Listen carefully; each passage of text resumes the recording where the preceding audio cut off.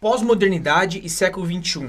Esse movimento que começou em meados dos anos 50, que aliás ninguém sabe dizer ao certo, e que inclusive não saber dizer quando começou faz parte da pós-modernidade, Exato. começou nos anos 50 e que parece que no século XXI é o ápice, é o grande ápice da sociedade. E uma das principais características da pós-modernidade, dentre inúmeras que dizem, é o emocionalismo. Aquele que não emociona, aquele que não é emocional, por assim dizer, não é humano. Ele não é considerado, ele está fora. Se a música não emociona, se o discurso não emociona, se o culto não emociona, se a missa não emociona, se nada do que eu faço emociona, eu sou retirado de alguma forma. Seja a emoção enquanto aquela do amor ou da raiva, né? Tem que ser catártico. Tudo que se faz hoje tem que ter uma veia catártica. Parece que a razão não tem lugar. E todo aquele que tenta ser racional e te convida a algum movimento racional, ele é frio, ele é desumano, ele Não tem coração, né? não tem coração, é cientificista e, portanto, desconsiderado. Como que a igreja se encaixa nisso tudo? Cara, eu acredito assim que a igreja ela é atravessada por esses espíritos do tempo, por essas tendências históricas, né? Se a gente vê a história da igreja, isso sempre acontece. Não que a igreja seja à mercê da história, a igreja ela conversa dialeticamente com a história, influencia a sociedade, mas ao mesmo tempo também é influenciada, né? Tudo funciona dessa forma. Eu acho que a igreja, de fato, sobretudo, se a gente for afunilar aqui o surgimento do pentecostalismo, até os movimentos carismáticos da Igreja Católica também representam um pouco desse emocionalismo que passa a fazer parte da liturgia, né? Se você pegar as igrejas mais tradicionais, as igrejas ditas reformadas, né? São igrejas que têm essa cultura mais da leitura bíblica ali, da interpretação do texto, todo mundo mais contido, é uma cultura religiosa, né, que expressa um tempo Mais rígido. mais rígido, uma década de 30, década do século passado, século XIX e tal. Você tem a partir dos anos 50, 60 o rock surgindo, um movimento cultural com várias tendências, né, na arte, na música, uma liberdade maior, uma liberdade para poder expressar aquilo que você está afim, os seus desejos e tal, enfim, tudo aquilo que a gente sabe, os anos 60, Woodstock e tal, trouxe, né, revelou ali uma certa proeminência da emoção sobre a razão, pelo menos o início desse movimento, né? E a igreja meio que de certa forma veio acompanhando, né? No Brasil você pode ver que a partir dos anos 60, 70 você tem o crescimento exponencial das igrejas pentecostais e tal, que é uma manifestação religiosa que tem a emoção como um elemento muito, muito fundamental na sua forma de ser cristão, enfim, na forma de agir e tal. Então eu acho que tem tudo a ver, sim. Ou seja, parece que é o domínio do dionisíaco sobre o apolínico. Sim. Essa coisa, trazendo um pouco do Nietzsche, nessa ideia, no rivalismo de Dionísio e Apolo, parece que agora o que prevalece é o Dionísio. Essa coisa da festa, do vinho. É compreensível, uma vez que nos anos 40 e 50, né, no final da Segunda Guerra Mundial, prevaleceu o discurso da ciência, Sim. prevaleceu o discurso positivista. Exato. E aí, nesse sentido, as guerras aconteceram. Primeira e Segunda Guerra, logo depois a Guerra Fria, ou seja... Isso foi uma certa frustração com o racionalismo científico, né? Foi uma frustração, Que isso que eu queria chegar. é a crítica da escola de Frankfurt, da teoria crítica, Exatamente. né? Eles falam, esse racionalismo levou a gente para isso. Não deu certo. É. E parece que o Woodstock, como você bem lembrou, e os anos 70, eles foram, inclusive porque teve a guerra do Vietnã, que foi a primeira guerra televisionada, então Exato. aquela coisa que foi... Aí trouxe a coisa do agudo da emoção, né? O agudo do politicamente correto e tal. Exato. E vem a emoção como a grande linguagem da humanidade. A música parece que acompanha isso, claro, ainda é um movimento, não é tão linear, Sim, sim. mas ali começa uma nova onda. É. O que culmina agora no século XXI, nessa virada secular, como um axioma, como uma regra, enfim, que não pode ser combatida, que não carece e não pode ser criticada, enfim. Nesse sentido está a igreja. A igreja que se vale dessa linguagem para transmitir a sua verdade. E dentro da igreja nós temos duas coisas que eu queria que você falasse, cara. Eu não sei o que você pensa. Mas a mensagem A mensagem emocional e a música emotiva. Ao passo que conhecereis a verdade, e a verdade vos libertará. Essa coisa do conhecer pela via da razão, e o verbo se fez carne, ou errais por não conhecer as escrituras, essa coisa parece que é um discurso mais para a razão, para o entendimento, para o aprofundamento. Para análise, né? Para análise. Como é que está agora, a gente entrando, depois desse panorama, entrando dentro da igreja? O que nós encontramos quando a gente entra?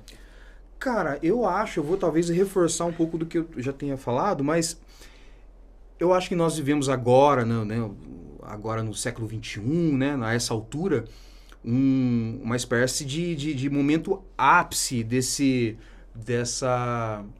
tendência emocionalista, e que ela é muito descrita por alguns pensadores como uma espécie de desencanto com determinadas estruturas sociais que foram construídas num período talvez um pouco mais racional. Você tem desde o sistema político, desde da ciência, né? São a democracia, esse tipo de coisa, são instituições racionais que de alguma maneira projetaram um mundo melhor e que caíram em muita descredibilidade, né, nos últimos tempos.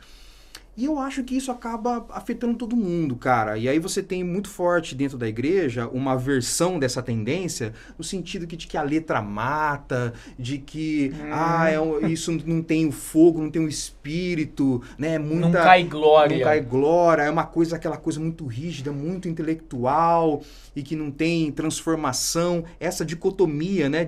Menosprezando a razão. A impressão que dá é que isso nasce na igreja, mas a gente percebe que essa é uma tendência geral e que a igreja só traduz aos seus termos essa tendência, dessa mas forma. Mas né? não assume que isso também está na cultura secular. Sim. O que é pior... Então, parece que nasce aqui na igreja. Parece que nasce aqui, parece que é um movimento profético, parece que é algo que Deus está dando para a igreja, ou seja, é um fechar de olhos para o que está acontecendo lá fora. Aí a igreja como um grupo social, como um fato social. Então, porque ela não se pensa integrada em algo maior. Não algo mais valioso, algo mais poderoso, mas na verdade uma estrutura maior que tem outras dimensões sociais, né? Quando eu falo que a igreja não se pensa em algo maior, é nesse sentido, né? No sentido de que ela está conectada a diversas tendências e que muitas vezes ela está reproduzindo isso, ela nem percebe de onde isso vem, né? É isso que a gente está meio que falando, né? A coisa de pensar as estruturas e tal. E aí, cara, a gente vê isso, né? Naquela coisa do o pregador que tem mais view, é aquele pregador que coloca o pad no fundo. Você, que Deus! E não sei o que, né, tal. Aí se um cara vem, pede, vamos abrir a Bíblia, vamos ler aqui o capítulo inteiro, e vamos começar versículo por versículo, analisando e tal, aí já tem nego levantando, indo no banheiro e tal, né? A música, a mesma coisa, né? De repente, cara, a gente que é da música na igreja, impressionante, parece que tocar bem virou um defeito na igreja, né? Tocar bem virou um defeito. Virou, assim, você é desqualificado, tipo assim, você não é um cara espiritual, você não é um cara de Deus, porque, sabe, e aí as músicas reproduzem poucos acordes, poucas letras, né? Tudo fugindo de uma reflexão um pouco mais aprofundada e indo buscando uma experiência mais imediata, emocional, né? E somada a um facilismo técnico da música, ou Sim. seja, há uma adoração ao facilismo. Por isso que você traz a ideia do tocar bem parece que é errado. Eu acho que você está resumindo bem esse período. Cara, porque o desencanto com a racionalidade, isso aqui é interessante, na minha percepção, né? O desencanto com a racionalidade, ele produz uma forma de vida, cara. Uma forma de vida de alguém que não tem paciência para ficar 10 minutos lendo um livro. Produz uma forma de vida de um cara que não tem paciência de pegar um violão e ficar 1 hora estudando. Porque, tipo assim, ficar dedicando muito tempo a um estudo é algo que parece que não vale muito a pena, cara. Não vale muito a pena. É por isso que as pessoas, elas migram... Imediatismo. Muito rápido e tal, tudo. Porque é uma descrença total ao estudo, ao aprofundamento, a esse tipo de coisa. É tudo muito superficial e rápido. E aí tem um ponto fundamental, que é uma outra característica pós-moderna, que é o chamado fim do sacrifício. o Joemir Silva, se eu não me engano, um dos filósofos brasileiros pós-modernistas, ele fala disso, o fim do sacrifício. Portanto, se nós vivíamos na ideia do homo faber, né, pós-revolução industrial, agora nós somos o homo ludens, que é a ideia do jogo, né, a coisa do facilismo. Eu aperto um botão, a coisa acontece. Então eu acesso tal lugar e aí, portanto, como num botão, como num jogo, a coisa acontece. A sociedade do caixa eletrônico. Eu aperto o botão e eu acredito que ela vai me dar o dinheiro e não o trabalho que deu trabalhar 30 dias para ter aquele dinheiro. Então se recalca isso e que se ganha algo a partir de um botão. Essa ideia dentro da igreja, se nós formos pensar nos anos 90, qual era a grande rivalidade no meio protestante? Os reformados e históricos contra os pentecostais.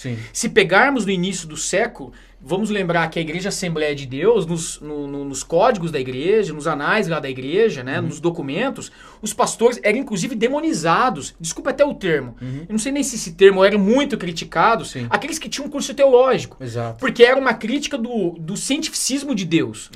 Cara, parece louco falar isso pra essa geração, porque hoje os próprios pentecostais... Hoje eles estão defendendo... Eles estão defendendo, são muito mais teológicos e olham para esse movimento como um efêmero, como um facilismo, como um reducionismo. Eu vi um documento esses dias da CGADB, que é a Convenção das Assembleias de Deus do Brasil, vi porque eu estou estudando uma questão e precisei ver, que era o documento atualizando a profissão de fé, as doutrinas pentecostais do Brasil. Cara...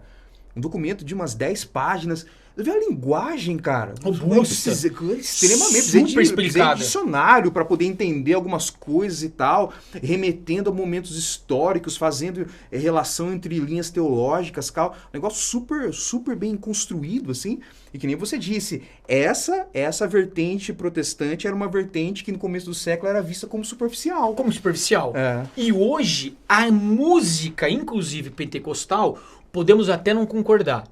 Podemos até, e aqui eu estou dizendo porque eu concordo com muita coisa, mas podemos até criticar uma letra ou outra que traz a ideia motivacionista. A leitura bíblica equivocada. Pode ser equivocada, mas tem letra. Tem história. Tem ali um começo, meio e fim. Inclusive como letras... Um compromisso com a poética, né? Um compromisso com a poética, com a literatura. Inclusive um compromisso em... Mesmo que, como disse, não concordemos em alguns pontos, mas tem uma proposta de pregar através da música. A própria música é uma mensagem com começo, meio e fim. E se, quiçá, até apelo. Em contraponto, estes que nos anos 90 se consideravam os doutores da lei, os doutores da teologia, produzem músicas hoje reducionistas, em nada poéticas, ou quando são infantilizadas. Uma poesia um pouco mais... Muito mais infantilizadas, romantizadas, quer dizer, tão românticas e doces, uma espécie de uma diabetes musical, e que traz um discurso... menorizado, reducionista. E quando comparado com a música pentecostal, você fala, os caras estão muito mais à frente, os pentecostais, do que estes que se apresentam. Como é que classificamos esse grupo hoje? Porque neopentecostais também não são, do ponto de vista musical. Que grupo é esse que surge? Difícil pensar numa música neopentecostal, né? Difícil pensar numa música neopentecostal. Cara, eu acho que... posso ser muito criticado pelo que eu vou falar, não sei se você concorda, mas assim, eu vejo como esse movimento chamado worship, né, o próprio nome a gente já diz muita coisa, os termos em inglês e tal, ele é um movimento forte entre os jovens do mundo, sobretudo aqui no continente americano, mas no mundo todo, né, o mundo ocidental, enfim, e cara, ele é um movimento que bate muito aqui no Brasil, pelo menos, numa classe média, baixa, pra cima, assim, né? Se você vê em muitas Assembleias de Deus, você não vê essa estética musical acontecendo. Não assim, tem. Né? E você pensar cada Assembleia de Deus aí, sei lá, cada 5 evangélicos, 3, né? Então, quando a gente fala Assembleia de Deus, a gente tá falando de um segmento relevante, né? Na sociedade. É a maior igreja evangélica do mundo, exato. Exato. E o movimento pentecostal é o maior movimento religioso do século XX, né? Então, esse movimento do worship, dessas músicas mais mantras, de pouca letra, muita repetição, com uma esfera meio, né, pad e tal, toda essa estética, que é uma estética que não tem nada contra, assim, mas ela pega uma determinada fatia, ela não é algo generalizado, universal, né?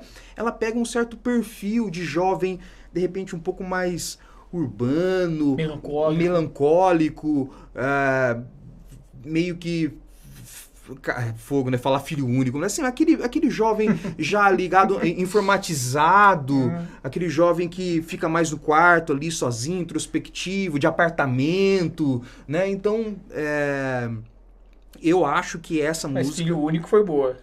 Então, sabe o jovem filho único? Sim, o jovem filho único. O filho único e tal, sozinho, né? Porque, cara, na verdade o individualismo, a atomização é uma coisa... Mais uma vez a gente volta para a questão maior, né? É uma tendência dos grandes centros urbanos, das grandes cidades, as grandes lógica metrópoles. Do condomínio, eu me fecho porque o mal vem de fora. Exato, e aí você tem essa vida um pouco mais dentro das paredes e tal.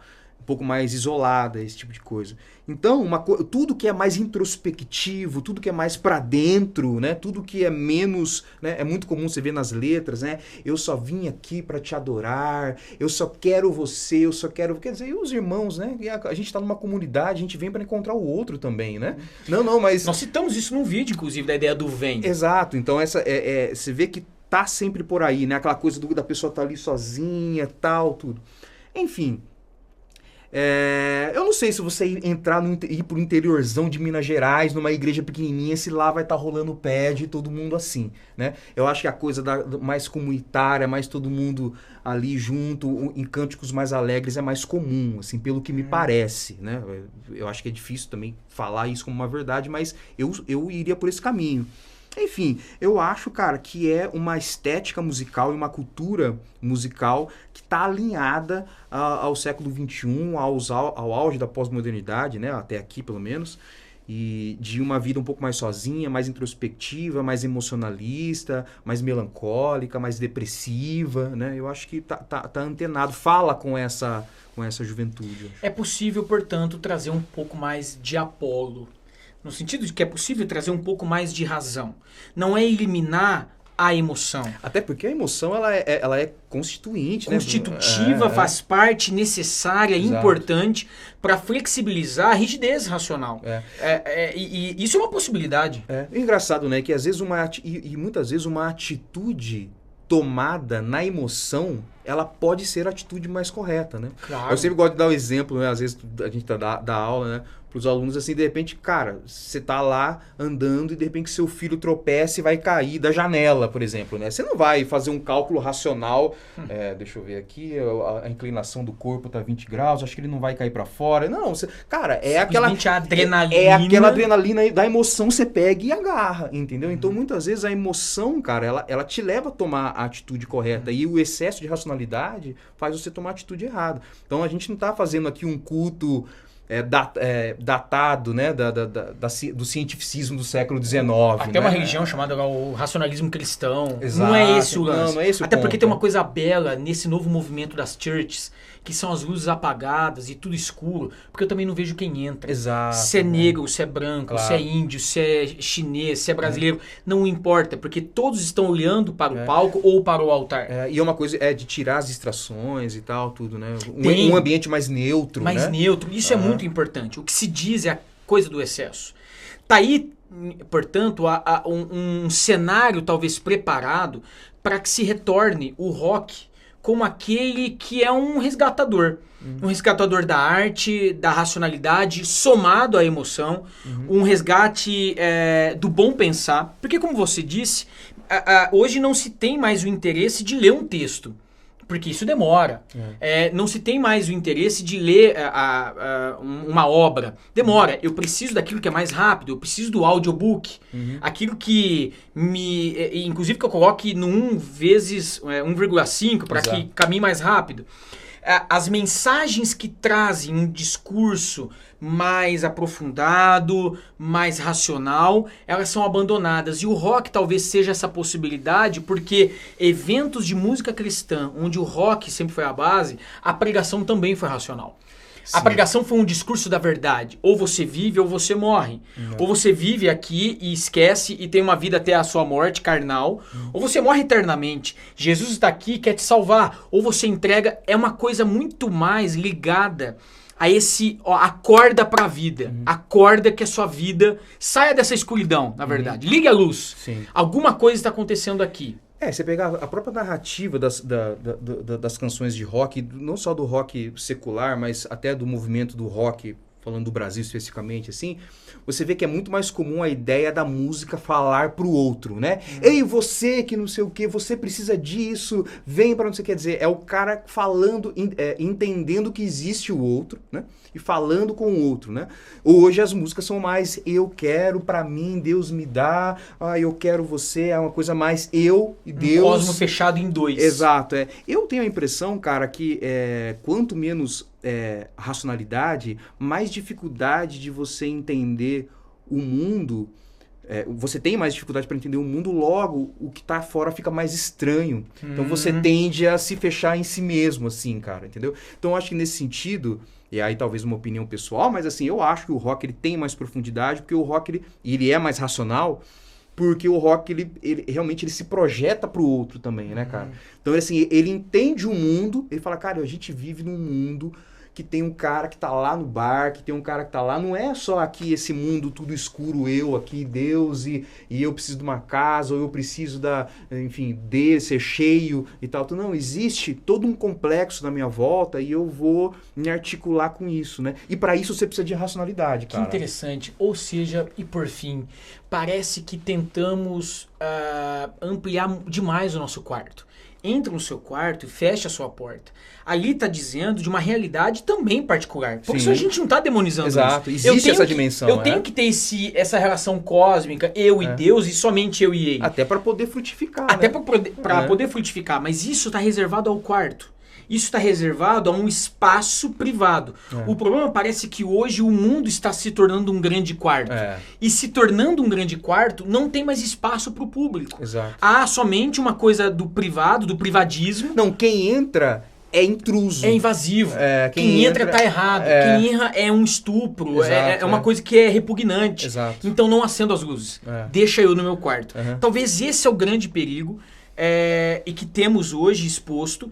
E é uma possibilidade para refletirmos de como podemos casar um com o outro, até porque esses estilos musicais se valem do rock. Claro. São alternativas, inclusive. Você vê que engraçado, eu que toco guitarra, a guitarra sobrevive ainda por causa do worship. A guitarra sobrevive por conta do porque worship. você vê que no worship tem muito e tal. Você vê que na música pop mundial é muito mais eletrônico e tal. Tudo. Então, assim, o worship traz um pouco do fio estético do rock, assim, né? Mas talvez seja mais no ponto de vista das construções de letra, enfim, da complexidade harmônica, e tá mais nesse sentido, né? Que a gente percebe uma perda da racionalidade ou de uma arte mais